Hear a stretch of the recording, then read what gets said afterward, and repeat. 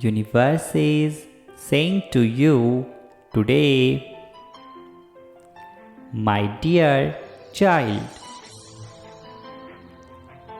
you have been in good shape to re-evaluate your routines and habits and have thought more about the meaning of your work or services.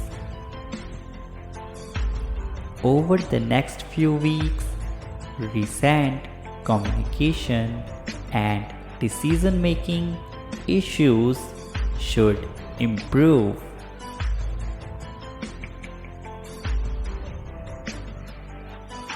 The answers you have been waiting for can happen, and plans or projects that have stalled could now resume.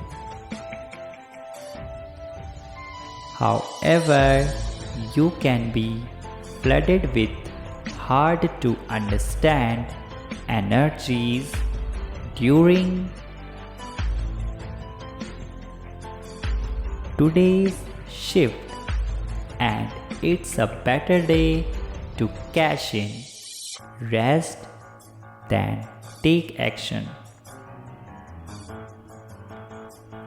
It's also a good idea not to rush conversations or share observations.